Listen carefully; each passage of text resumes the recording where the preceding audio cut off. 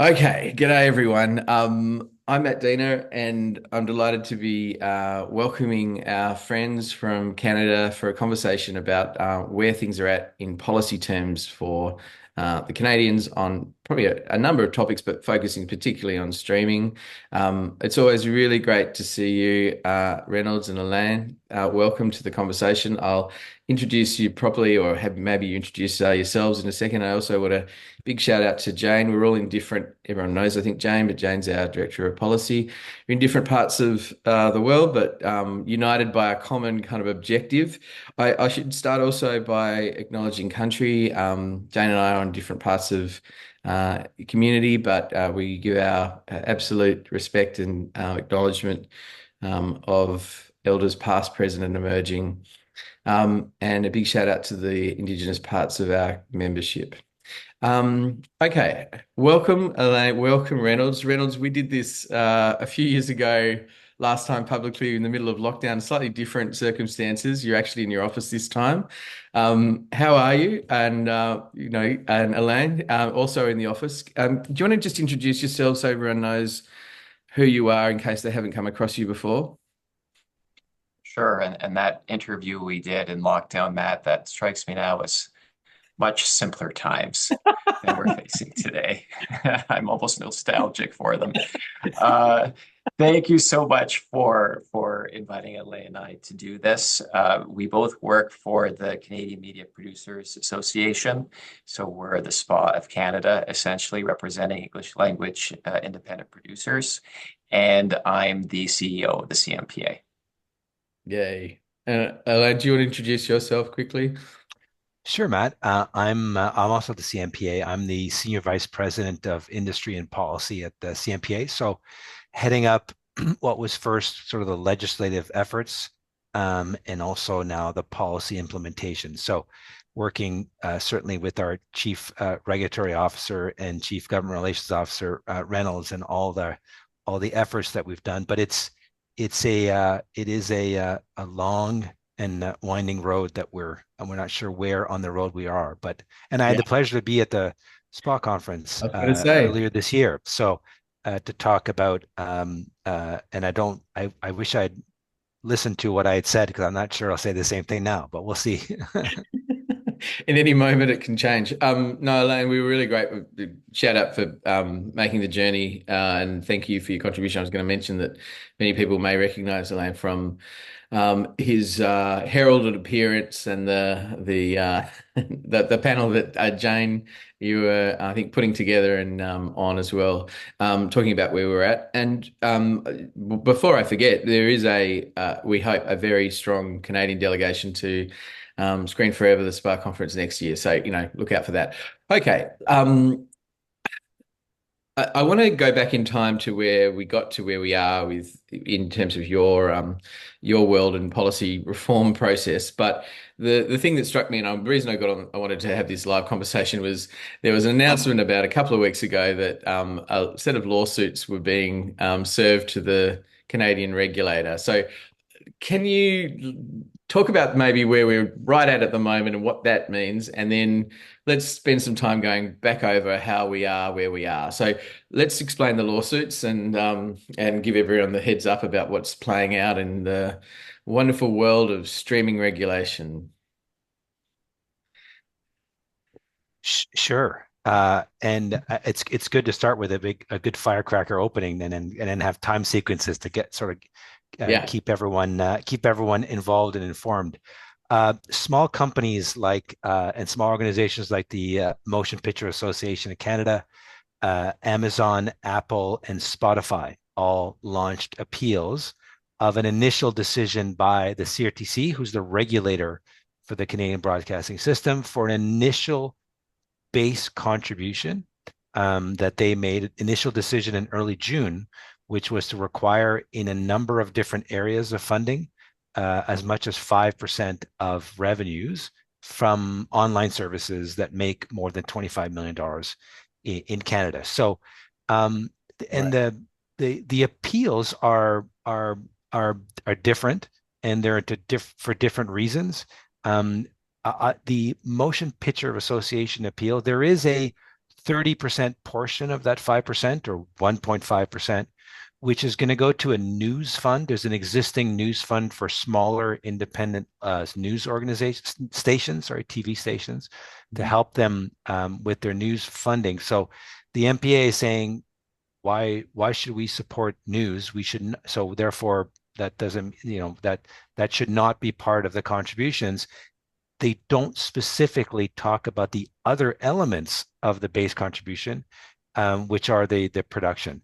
That's one forum, but then in another forum, they join Apple and Amazon and Spotify because there's also audio requirements for audio contributions to the radio industry and the Canadian music industry.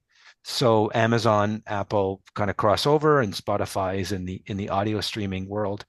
And they attack much more the jurisdiction and the legislative authority for the CRTC to impose the kinds of contributions and the kinds of recipients of those contributions. So it's a much larger, and the MPA also joined them and also filed. So, and there's two different kinds. There's a judicial review, and there's also a leave to Federal Court of Appeal, which is on legal grounds. So small companies with small, capabilities for legal action, but it's a broad first pushback on the first CRTC decision. And we'll get into it. I know, and this is stage one. It is not actually the Canadian content decision that the regulator is still to make, and will be still planning. But we'll get to that process perhaps. But what was the reaction when those lawsuits landed, or claims were landing, or appeal? Was it expected? Was it always going to be fought tooth and nail at every point, or was everyone a bit what? It was expected. First of all, it was expected months ago, and right. I think it was expected even more so because with the CRTC process, what they do, and then with the new Broadcasting Act and the amendments to the Broadcasting Act, they issued the decision in early June, and then they have what they call a proposed order, which replaces kind of the licensing, the conditions they used to have. And in the proposed order, they said, this is what we intend to have in the order, and definitions and requirements. So comment on the order, and you saw there were a couple of comment rounds, and you saw the comment rounds where even there, the streamers and MPA would, for example, put in the kind of what I just mentioned, the legislative authority or the consistency of the CRTC decision. So they were the legal arguments for appeal were already there before they appealed. And look, just tell me, does the CRTC know what it's doing? Is this a claim that, what a loaded question to ask the Canadians? But surely this is not a pie in the sky exercise. There's some very clever people that are setting this out in a certain way. So what are you thinking this is actually about? Is there genuineness to this, or is this a delay, create problems, stir it up, until just fight every piece to the nth degree, and look at that as more of a pressuring tactic along the way? They're always both. I mean, that's the reality of a legal strategy. But I'd argue that from the CRTC's perspective, from their decision, and I remember when I came to Screen Forever, I did talk about this, is as opposed to waiting to the completion of this entire framework review, which would take a long time, the commission said, well, we're going to implement an interim kind of base contribution, which is going to fill specific needs that the industry has. Yeah. And so I thought that made sense. And I think it made sense because there are also other parts of the Canadian broadcast and Canadian, cable companies that also support in the same way, where they support money to, for example, the Canada Media Fund. There are other funds that are established. They support community programming. They even support the Independent Local News Fund. So it was a way to dance around that equitable treatment, inequitable treatment.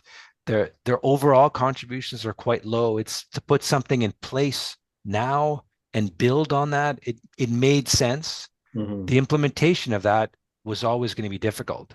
I Right. think that the idea makes sense. The approach, the incremental application of something over 18 to 24 months or 36 months is easier than saying on day one, you then go to, 20% or whatever the 25%, whatever the percentage is, as Yeah. a to instead incrementally build on that, I think is a good policy approach. But Right. there are still there's still, and they even gave flexibility to the streamers where instead of giving a significant chunk of money to the Canada Media Fund, the streamers can instead spend directly on Canadian content as it's defined now. So they've even given them a little flexibility to try and again address these issues Within that initial 5%. within the 5%. Yeah, Yeah. to So maybe redirect money. So they're trying, but I think there would have been an appeal regardless. I right. think that's the opposition has always been there. Yeah, okay. And just to just sort of help inform the Australians, because we don't have this the same system by which there are pooled funds that are businesses allocate towards and then get redistributed from. But that is a big part of the Canadian broadcasting system. It exists in many ways, and this is yeah, it's an interesting way to think about it. It's a sort of a toe in the water moment, really, to get things moving for those businesses, as opposed to the thing that we've gone straight to, and I think you're the stage two of what you're doing, which is going straight to direct obligations Right. on streamers to deliver into in the form of new or Canadian content broadly in Australian content. That's a sort of a stage two for you guys. We've jumped straight to the exercise, and because we don't have this history of probably disappointingly, when I really think about it, in terms of shared commitments to news or Indigenous content or other products. Okay, so in terms of this sort of the rest of the trajectory, does it slow? And we'll go back maybe as well, but is there a slowing down of what the CRT is then doing? Is the map going forward that it set out changing in terms of timelines? Does this put a brake on everything? And can you also touch on maybe the fact that each stage of this is a very transparent, open, everyone I think is in hearings and having to present their cases in a very public way, right? Yeah, and it's undeniable that it's slowed things down, and I think the CRTC itself. Um, so when they came out of the gate last year, it was, I mean, they went at 100 miles an hour. There was very tight timelines for a lot of consultation with a lot of stakeholders in the industry. So it was moving at lightning speed, Wow. and I think what the realization now is that they've sort of looked ahead and looked at and spoke with and heard from a number of people who talked about what they intend to do. And I think they realize that it will take more time. And I think it'll take more time on two fronts. Number one is the actual entire process will take more time, and that is causing frustration. Um, but even with the initial contributions, the hope was, and the broadcast year in Canada for contributions is September to August. So my refrain, and I probably said it at Screen Forever, that it's looking like on September 1, the streamers will start contributing to funds to something to the Canadian industry. What's frustrating is the CRTC, even putting in the base contribution at 5%, said that it takes effect September 1st, 2024, that the payments have to be made by August 31st, 2025. Right. So the streamers appealed everything. So lawyers don't tend to say that you should just go ahead and pay something that I'm appealing. So unfortunately, that will delay even the base contributions that are going out. I talked about a second ago about, and you mentioned the base contributions that are happening in the system already. They're on a month-to-month basis, which makes all the sense in the world. Funds need consistent funding monthly in order to establish programs, projects, market, support and fund Canadian programming. It's not a the money's just arrived on August 30th. So that's highly problematic too in terms of it, even the implementation of this base period. And I think that's probably because there was pressure, obviously from they started feeling the pressure of how this would actually be implemented, and it's not easy. It's not easy. Was there And a yeah. if I could just add one thing, Matt, and one of the implications of this delay is the fact that we are not seeing the level of ordering in Canada, that because everyone, as you know, we're dealing with the global slowdown, as we all know, Yeah. in terms of the level of commissioning overall, whether domestically or by the big global streaming services. And I think there was a huge amount of anticipation by the domestic industry that once the CRTC decision came out and some base funding was put in place, that would provide a lifeline in what is a really, really, really tough period. And to then discover that in the most optimistic of scenarios, there won't be potentially any funding materializing until a little over a year from now, has caused a great deal of frustration and concern in the industry. Can I can I ask on that? What was was a sort of a 5% first step anticipated by your members? That's sort of a first step. Second step was always known. It was going to be a small amount.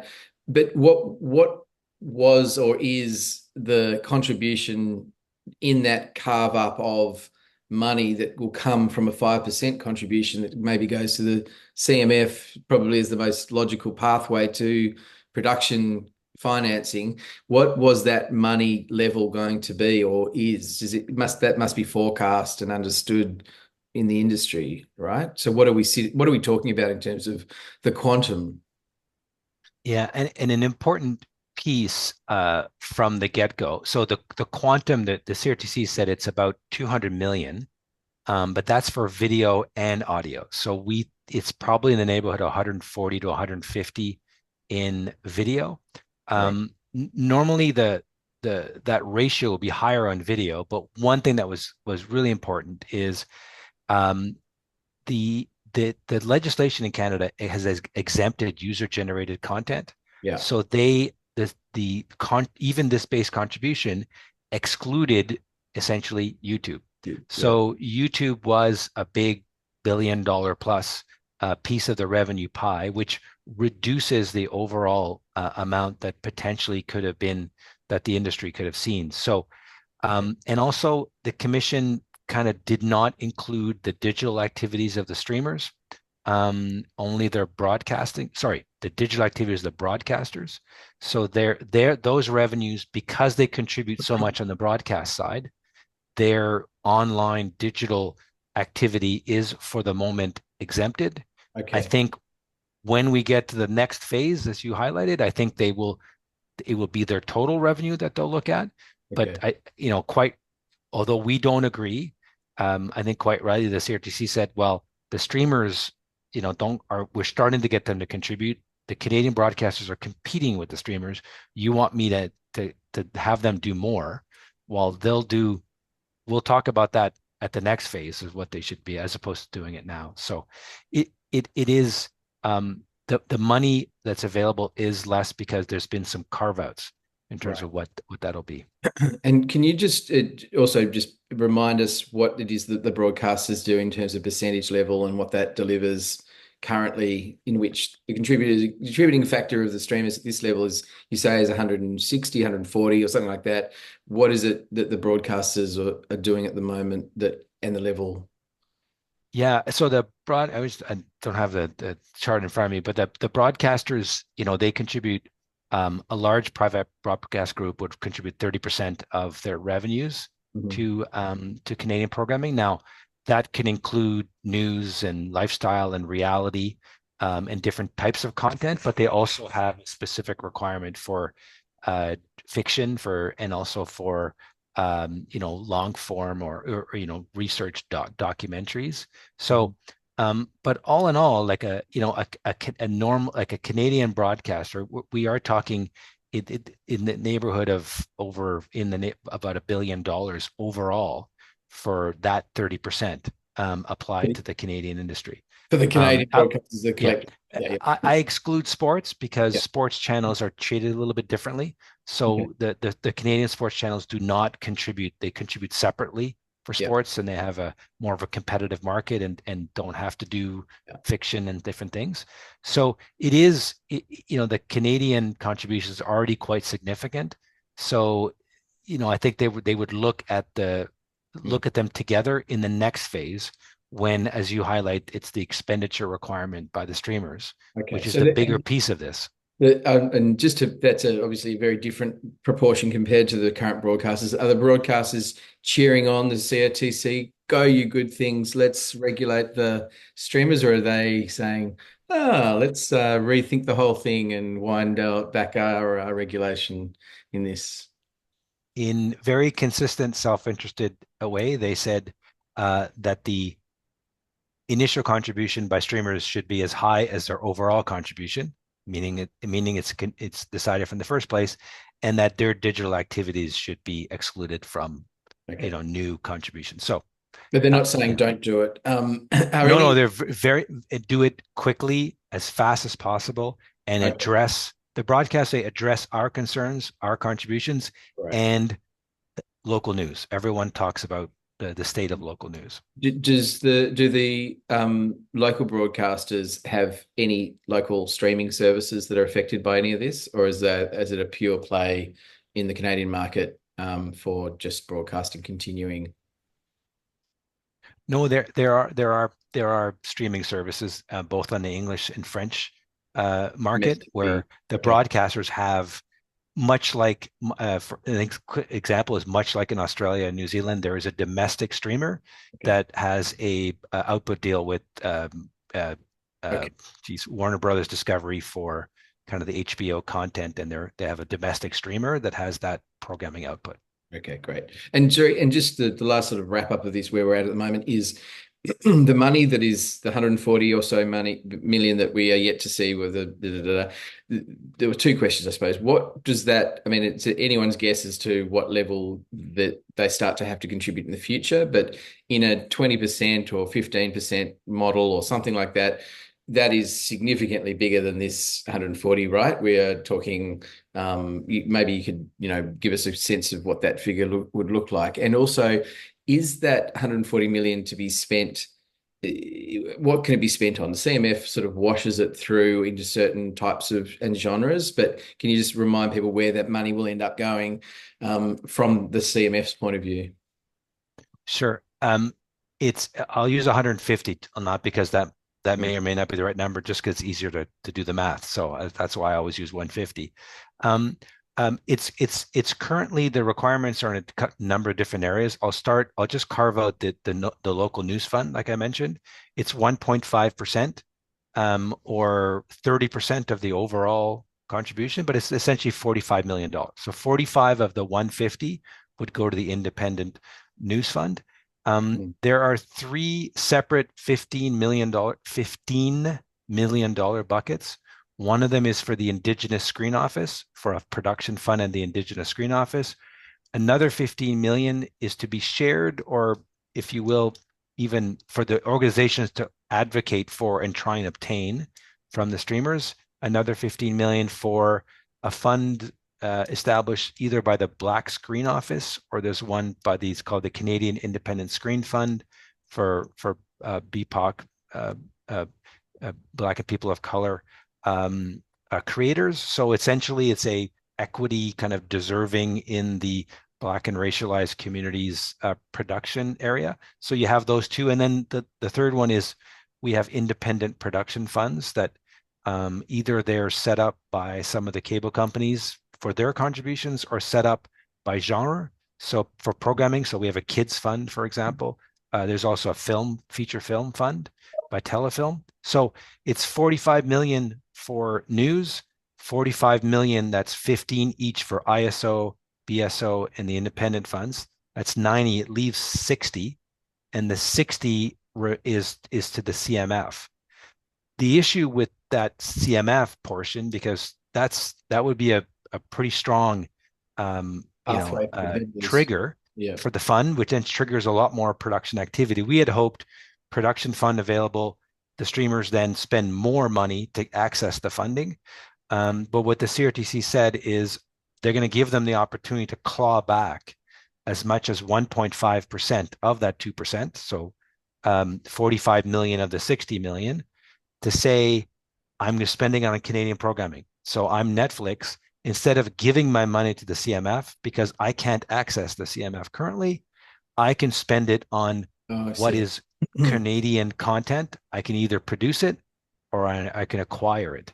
So again, most streamers, I mean, they're successful companies because they do good things and are smart. We think instead of giving the money to the CMF to help produce content for other competitors, they will produce their own content. So there will be some additional production, But but not really. but not. Yeah. Okay. Gosh, that sort of this sort of even the 5% starts becoming this small figure, right? Okay. And It's not a before new house. You're kind of renovating the bathroom or maybe the vanity in the bathroom. just where before have there been metrics and recorded data about where the streamers have been probably prior to this global slowdown and potentially the slowdown created by the regulatory tussle. Are we talking about a big investment, or has it always been a very small level, independently of any government behaviour? Perhaps I would argue often because of the threat of government behaviour, sometimes there've been investments and in market entry pieces and stuff. So where are they? Where have they been? Where are they at the moment overall? Do we know, or is that not very well recorded? Um, it's we don't have it because they don't, for example, uh, to get access to higher tax credits or to get access to funding, you go through a certification process that your show is Canadian. And so even ownership aside, the fact that they own a show or not, they don't go through the formal process to ensure that they meet the requirements of what is a Canadian show. So we don't have that Don't data have the because they've record not of gone. it So yet. so yeah, and so what they can say is they can point to examples and say we've done shows like X, Y, and Z, which have good creators and good Canadian directors, good Canadian actors. It really is a Canadian show. It just doesn't qualify, or that we never submitted it, or it never went. So they can point to examples. They also have invested in partnerships and industry programs for the development of Canadian creative talent. It can be like a writers program, a directors workshop, with different organizations in Canada, which is beneficial. And they've said that that should count as part of their contributions. But really, the examples were, as you noted, kind of they've become a little bit dated because they started the examples when there was the threat of legislation and contributions. We've not seen as many new examples of that first category. They've continued with their industry partnerships, which that's commendable to work with a lot of organizations that need that support. But during this process, they highlight their foreign service production. So the fact that they are picking Canada as a production hub to produce in this country, and that doesn't necessarily meet the criteria of Canadian, but is an investment in the industry here. So increasingly, they say that should really be taken into consideration when the CRTC looks at these things. We say that whatever they do, there needs to be a portion of what that is Mm. that is reflective of the fact that they're benefiting from subscriptions and revenue and all this, all the money that Canadians are paying for their services. Mm. For that part of their industry, that they should contribute to Canadian. If they convert other things, if they do things differently, that's fine. But there needs that needs to happen. Okay. And the enable, this sounds like we're doing it the reverse way, but let's go back to the enabling legislation, which was a cinch, easy to get through Parliament, no controversy either. But the enabling legislation had some sort of, I remember at the time, and you can fill us in, but it had a number of things about intellectual property protections, or highlighting that as a sort of a key part of where we had to go, and also the independent sector, I think, from memory, and some conversations about Canadian content. So I know we're doing this in reverse order, but the trajectory, because it seems, appropriate given where you've just gone to, the trajectory of where we're heading is founded in a formal bit of legislation. Just talk us through that piece, and that was not that long ago either. Really, it was 2 years ago, last year. You've got a great memory, Matt, because you're right. Those are, I think, from our sector's perspective, the highlights and the key potential strengths of the bill that has now brought us to bringing the streamers into our system. So you mentioned intellectual property. That was something that was sort of behind the scenes slugfest to try and obtain, because we wanted explicit recognition in the legislation that Canadian independent producers need to retain an equitable share in the IP that they themselves develop and then get commissioned by, whether it's a Canadian broadcaster or a foreign streamer.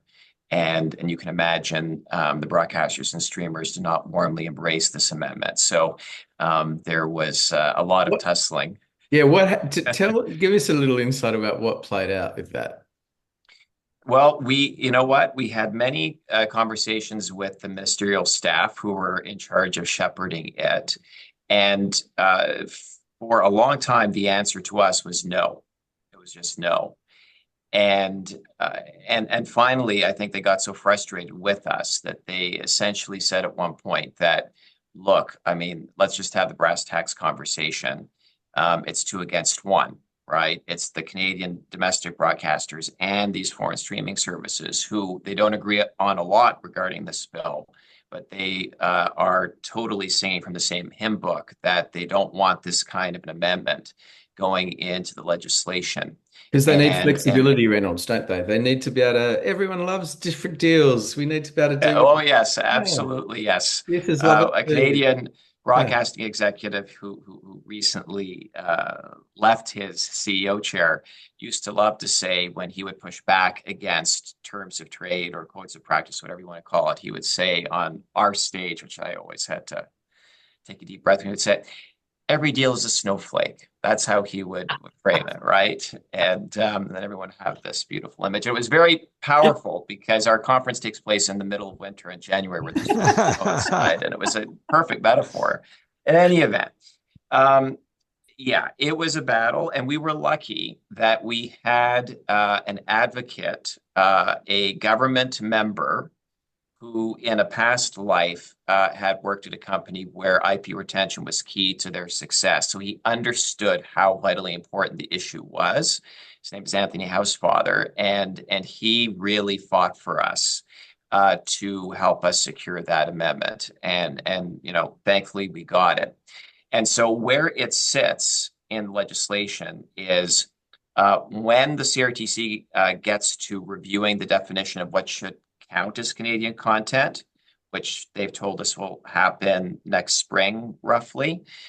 One of the things it will have to consider under this amendment is whether Canadians, including Canadian independent producers, are retaining an equitable and significant share in the exploitation of their own IP when it's commissioned by a broadcaster or streamer.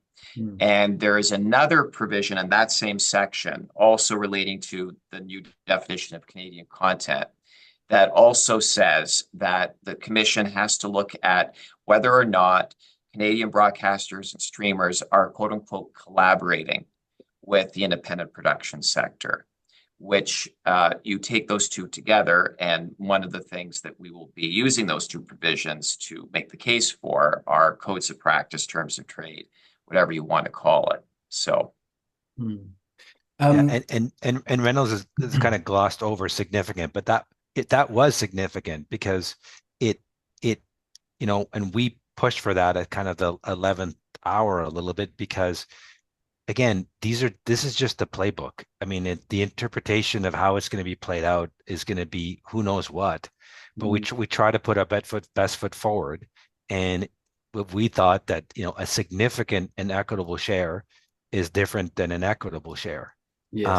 I think it was before fair and equitable. I think so. So we wanted to have significant. How that will be interpreted, Yeah. we all of us here have no idea, but it was just about putting your best foot forward at that moment in time in that part of the process. Can I just understand? Because one of our challenges in our system is that everything goes straight into a political frame because it's all being done by at the political level rather than at a regulator level. We policy making has been gradually over many years removed from the capacities of the agencies in terms of the detail you're talking about. So but is there a level of lobbying and advocacy that happens still directly with the CRTC by businesses like the streamers? Is there a constancy there, or is it no, that doesn't happen because it's an arm's length institution of government? Oh, I've asked Um, a careful question. no, no, no, no, no, not at all. I think there are different phases that the organization can go through different phases of what they are. But the CRTC does. I think it's acted more so in the more recent past where there is no advocacy. There's no interconnection. It's a formal at the hearing sort of environment. I think that the current iteration of the CRC and the current chair and leaders of the CRC are looking for more dialogue with the industry to get a better understanding of the industry and what's happening. So I'll give you an example. The commission decision came out on phase one in early June. The Banff Television Festival was June 12th, or 10 days later. There were a number of commissioners that were there and staff, and they met with a lot of stakeholders to Mm. gauge their good or bad, their reaction to to the decision and to talk about the decision. So I think it's good for it's good still good for a regulator to have those touch points Mm. and to engage in a discussion. I know that and Reynolds we is try to engage in a and provide to be as to provide as much information as we can also about our industry and what Canadian producers do so that to help them, of course, make informed decisions that help us, but also it's critical that they make informed decisions, that they know about the industry, the broadcasters, the streamers, the producers, the creatives. It's important for them to get that a really good perspective of what's going on. I guess no, it's really good to sort of work through. We've had different, depending on who that are, the different levels of interest, perhaps. But the thing that I'm always mindful of when it comes to a sort of a let's just stack up the advocacy sort of capacities. We have the one organization representing the producers. The degree to which other parts of the production industry have resources and capacities to advocate, is variable, but usually not strong, depending on whether you're the Cinematographers Guild and you have, a sort of a capacity there, but not really, perhaps based on the level of resources you have. And then we're lining ourselves up against every single broadcaster and international business and aggregated associations and paid lobbyists and others that are also presenting information. So anytime there's a capacity for direct advocacy, we are completely, it's a lopsided discussion because there's a repetition. If I tell you something 400 times, but there's only one time you hear the other side, you are going to often go, oh, that doesn't seem to be the same message, does it? So I guess I'm trying to understand the capacity. In political terms, it's one set of problems, but in a regulatory sense and with an organisation like CRTC, does it present as the same problem? As the first question. Then the second question is there a level of US government to Canadian government conversations going on around this as well. I think when it comes to answering your first question, Matt, it may not with us be so much 400 times versus one time, Yeah. but the fact that those who do advocate for those players, everyone knows how powerful those players are, and also the influence that they have or potentially could have on the current U.S. administration or whoever assumes the Oval Office in January of next year.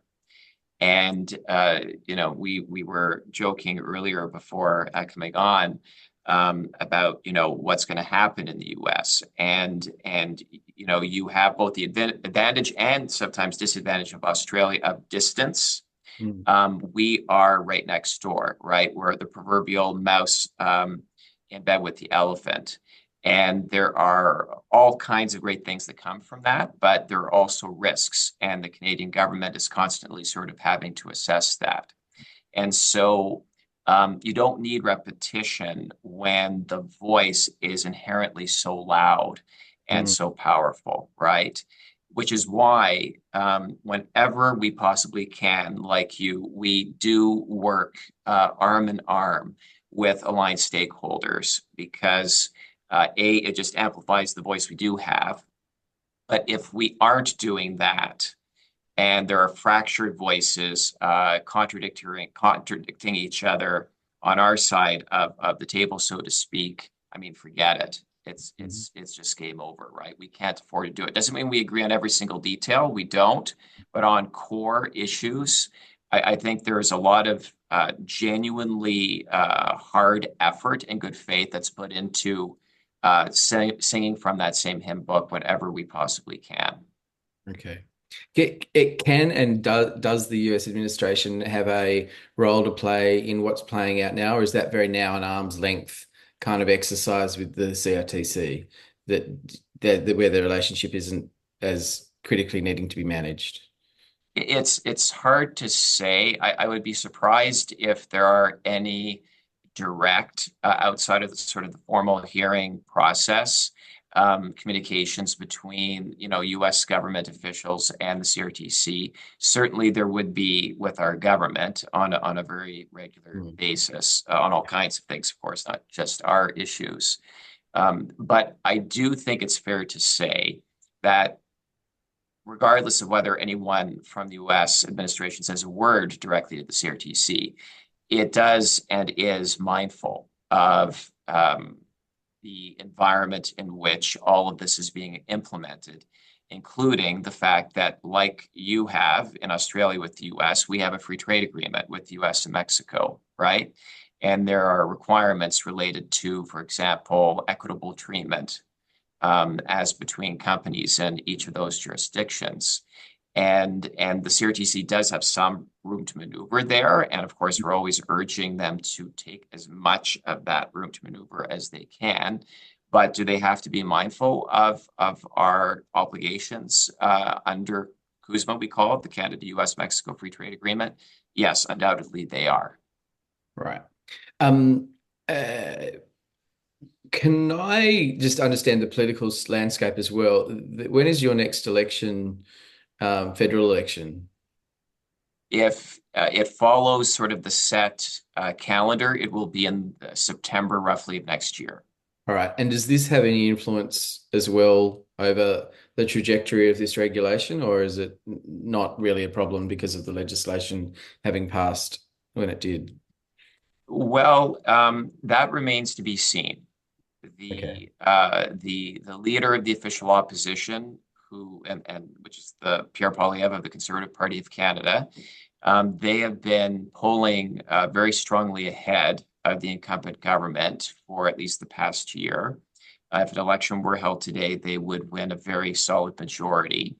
And while there was initially with the modernization of our broadcasting legislation, general consensus around that, when this government decided to expand the ambit of the legislation to include social media platforms, that consensus kind of exploded.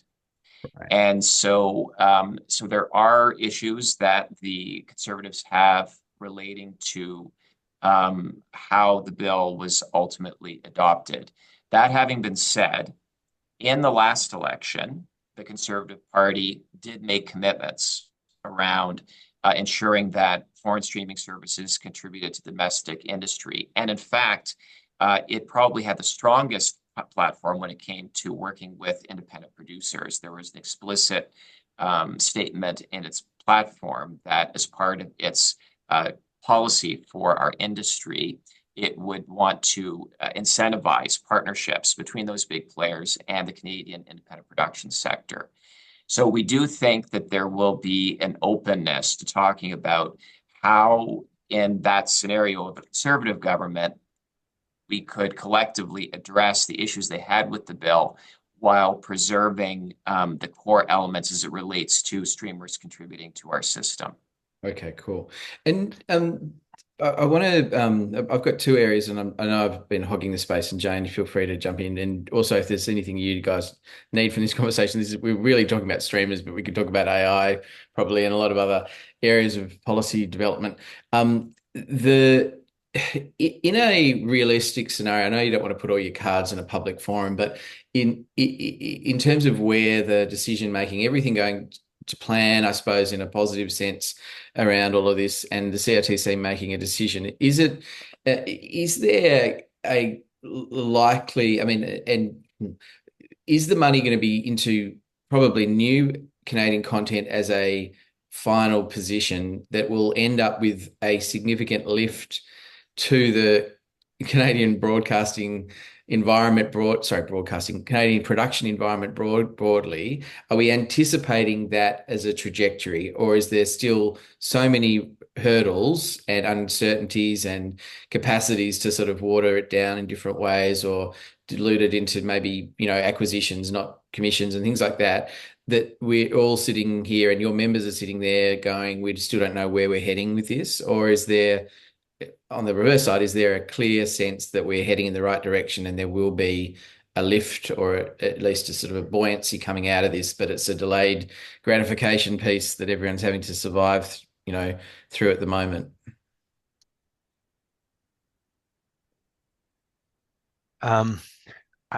So I'll go back. I'll go back to what we said a little while ago, but about the 400 meetings, and the reason I go back to that is the CRTC is still the agency, and the CRTC, I'd argue, has established a pretty strong Canadian broadcasting system, and as part of that is the Canadian production industry and the success of the Canadian production industry, not only for Canadian content, but as an attractive and sort of really great place to produce content, period. So there is that, and there is the desire to continue in that tradition. And the tradition has been in the past. It is not a new game for the CRTC or for Canadian, policy in this area.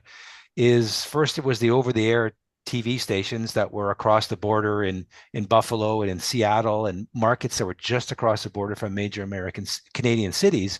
How do we ensure that the revenues that are generated by Canadian TV stations are not sucked up, by the same shows that are picked up by the American stations?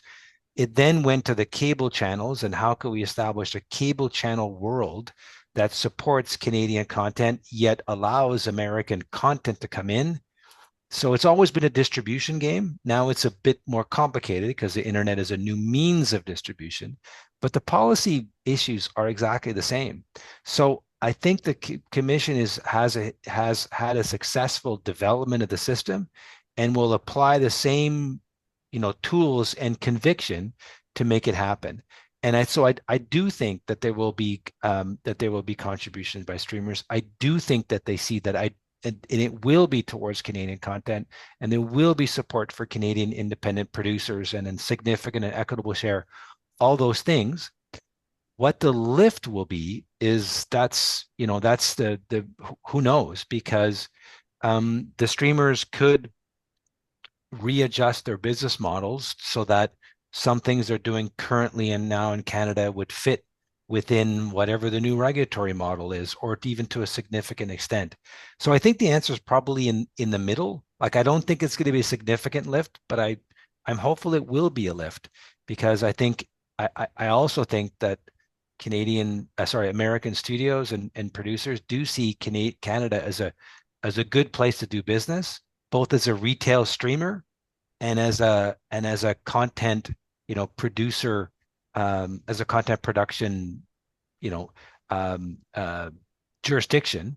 It's also has good tax, good Canadian dollar, great skill base, Yeah. and good tax credits right next door. It's a great way for us to do business. So I'm hopeful. I don't think it'll be a big win or a big loss for anyone. I'm hoping that it'll be incremental wins for a number of different parties involved. Okay. But I mean, that's reassuring on some level. And I suppose it depends on maybe still whether or not you are a children's producer or a documentary maker or one of these genres as to whether there's any light at the end of the tunnel, perhaps for the experiences they're having currently. I feel like there's a similar mantra in Australia where the streamers are very happy in some ways to do expenditure in production, whether they're and that is maybe their own intellectual property, their own forms of delivery, but the degree to which they have to do things that they are constrained by in terms of a definition of Australia, less so, significantly less so. And then if that has to be a children's program, then that's significantly less so again. So it's sort of always about the degree to which actually the need that's in the market is having to be met by a business when they maybe don't necessarily see that that is an outcome that they would like to deliver, more just about maybe finding a base for reduced production costs globally. So there's a diminishing piece there. And then if you add on top of that intellectual property and sharing the spoils of war and all those things, then less and less excitement. But we're in the same sort of boat where we trying to understand where the trajectory of this could be and the degree to which there's a positive or flat or indeed even potentially a negative outcome from the regulation. Can I also just ask how is it and what is the calculation of revenue and how is it being prevented from being gamed in that? Is this revenue, how is it audited? How is it checked? How is the allocation of Prime Video's money being determined? Is it including advertising or sponsorships or other types of forms, or is it just subscriptions? Can you give us a little sense of how this is being protected as a bunch of information and data and clarity being provided to the Canadian government in the process of regulating these businesses, or is that something that nobody has visibility about? Not yet. No, uncertain. And you've given a couple of examples that the CRTC did request streamers because there's kind of a list of streamers that make over a certain amount of money. They did file a return in November of last year, which provided, baseline information on revenues and different things, maybe even contributions to programming, expenditures on programming. In fact, they did a voluntary one for years before that. So the commission does have line of sight on some of that. As you can imagine, for a number of different reasons, all of the streamers are talking about the need for information to remain strictly confidential. And everyone involved in the system is saying that the information should be to a certain extent disclosed, if not aggregated and disclosed, so that the information that can be baseline levels of review of financial information, regulatory contributions, and therefore compliance with contributions. So, and the reality is, I said before, like, how large will the lift be? I think the lift will be high, but I think the streamers will adapt to what they're doing. So I don't think that the contributions should be muted. I think the streamers will adapt to what will happen, because the reality is we're talking, revenue in the billions of dollars that is being generated by the streaming. It's not tens of millions, 100 million, it's in the billions of dollars. So that's a very significant, retail operation in the media space in Canada. There should be a proportionate contribution to that. So it is a big lift, but I think what they'll do is they'll adapt, and they'll try and get a win-win from that. But it's important to consider that they are generating the revenue. It's not like it is a new business. These are new revenues that are increasing over the last 4 years. I think Netflix last reporting that revenue is up 15 or 17%. So it's a strong revenue generating new subscriptions here in Canada. And we have the same sort of story where the model in this territory is doing very well. Globally, there's a different story at times that the streamers can paint about their business, but in Australia, there's a great profitability, if you And like. and we have the highest. If you look the Canada US, combined market, I think the average price is 17 or so dollars. We're Europe, it's 11, and Latin America, it's like 9, 8. So it's not just that revenue and growth. It's the fact that we are paying the highest prices for some of these streaming services. So if we're talking sort of 30, 40, I don't know, 50 million at the moment in that 5%, then that going into the CMF, that might go into in terms of that divide that we were talking about earlier from the 5%, then if we're talking a potentially 20% investment, you're saying that presumably grows exponentially. And is it more likely if you've got 150 million, is it, say, it's sort of 4 times that 150 million, not the 4 times 50 million that we're ending up in terms of the 20% figure. So it's sort of potentially 600 million that we're saying is going to come fresh to the market from a 20% levy in that regard. Yeah. Yeah, I think Okay. so. And I think it could be a little bit higher because you have the broadcaster contributions coming in and all that. And yeah, I think the government itself, as I recall, around it was sort of 900 million or a billion, but that was a higher number because it included, and we talked about Google. So it's Yeah. not that the contribution is any different, it's the denominator to which the contribution is applied to, which is Yeah. now potentially different. And I know, look, we're chatting for a long time, but I want to also introduce a couple of things. Our regulatory frame is being currently debated. It's taken, we've missed a deadline, which was the 1st of July for the policies to be actually starting to be implemented. And same sort of issues where we had said in the lead up to this, you need to have started the clock back in 2023 to capture whatever it is, so that we're then spending money in 2024-5, because we have 30 June, 1st July financial years. But that is looking difficult if the government hasn't actually decided its policy and is meant to have started a framework from earlier this month. The thing that I just wanted to touch on and ask you the question around is that in our models that have been presented to industry, one of the models seeks to try to form a calculation of investment around the revenues, similar to where the Canadian marketplace has landed and the Europeans. But there's also another model that has continued to be presented to the industry around the expenditure of those businesses and calculating a percentage of their expenditure to go to new or Australian content broadly from that expenditure percentage. Can you touch on whether or not that expenditure model was considered as an option by the CRTC, and was it presented by the streamers as a good, viable option? And if so, what was the arguments for and against it?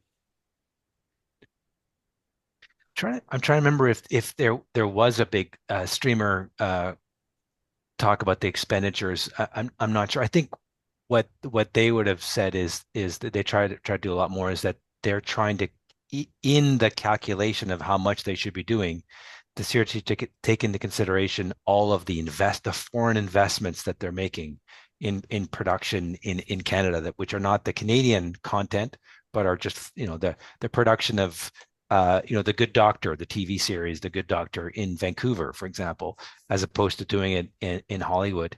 But I, I think it's interesting because we just had a decision from the regulator about the national public broadcaster, the CBC, and they argued that they have to have an expenditure base. So it's a percentage of the expenditure because they're not a private broadcaster. They have a government appropriation, so that's a big chunk of their That's the money. allocation. So That's not they, what. yeah, Okay. so they're not that. So, but then they just applied to exempt and change the Olympics and all that. And I think you mentioned it before, and I think the reason why the revenue-based model is better is because there's a subscription from someone in Australia or someone in Canada to subscribe to Netflix. There's an ad that's probably going to be an ad in Australia or in the market of Canada.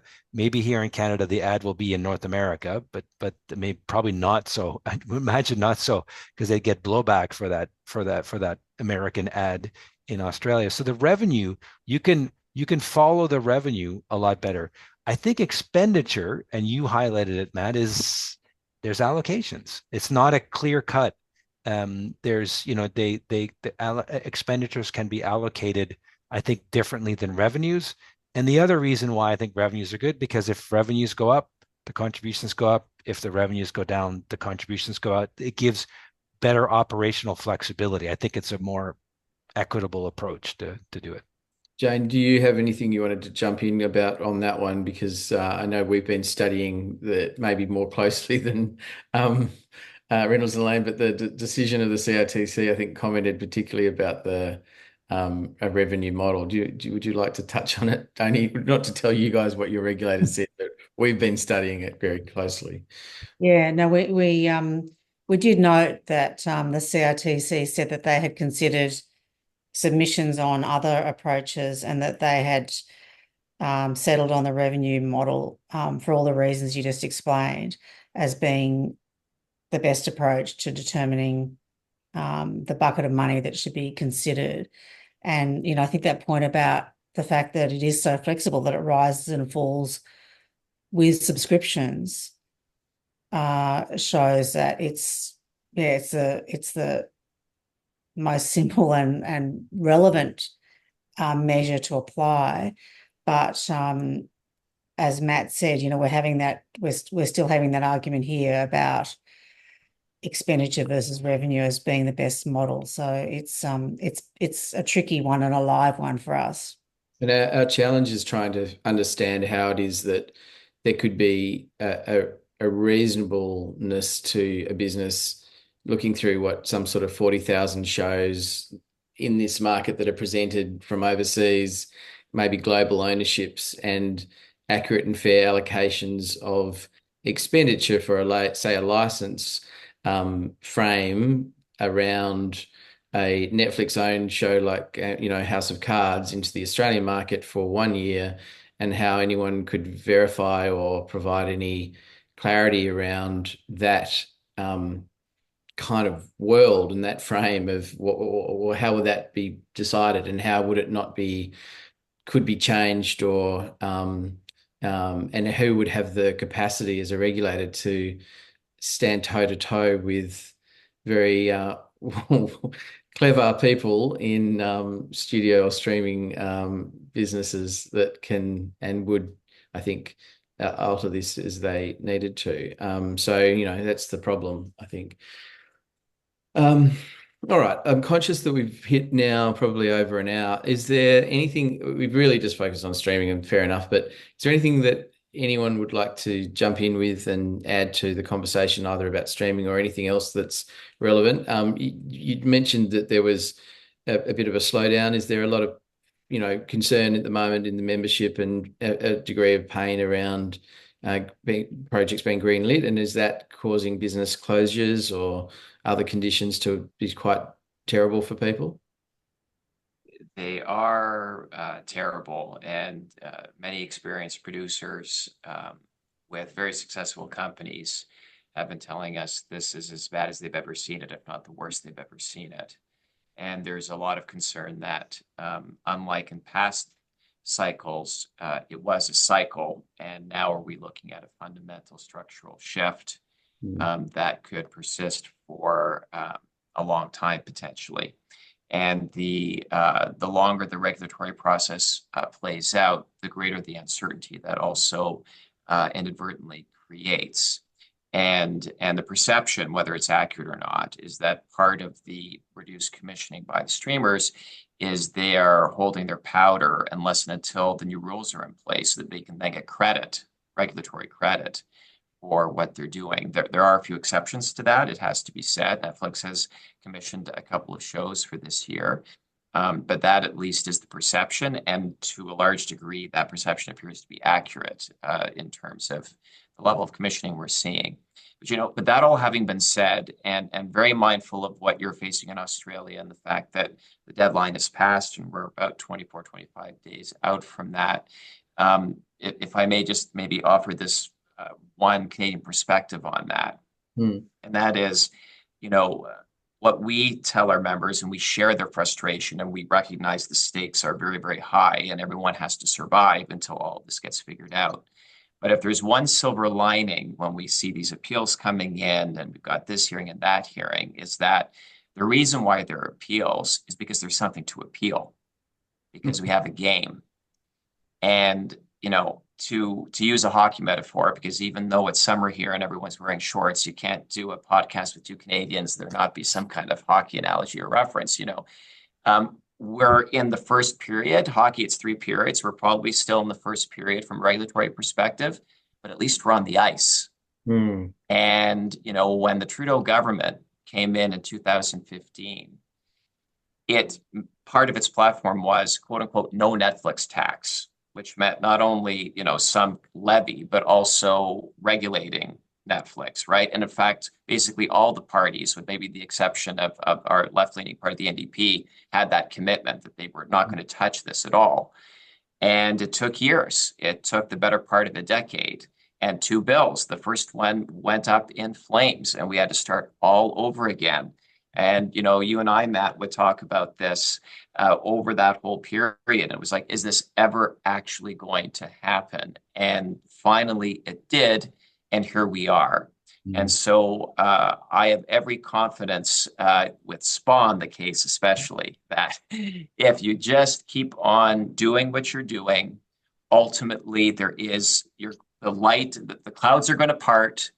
And this is, you're going to get on that road. You're going, whatever the appropriate Australian sports metaphor is, you'll be on that field and away you'll go.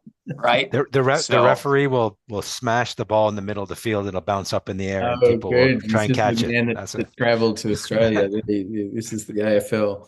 Look, if we're on the side of the Angels as we all are, then what's not to love here? No, thank you. That's a good pep rally moment, and I appreciate it so much. Look, maybe that we should end there. Sorry, Jane, I dominated this conversation, but thank you very much for being a part of it. And I know your ongoing work behind the scenes, but particularly thank you, Alain and Reynolds, for your great camaraderie and fraternity and collaboration, and for, I think, a mutual purpose in all this journey. We really do hope that your Reynolds, I've committed you to coming down next year anyway, haven't I? So we are going to see you on the Gold Coast in May. And so that's a good thing. Can't wait. Looking forward to it, Matt. In the meantime, thank you so much for giving a bit of your time to us. And thank you very much. And I look forward to speaking soon. Take care, everyone. Thank you. And take care, and looking forward to the next conversation and to seeing you next May in person. Beautiful. Thanks, everyone. Have a great day. Bye.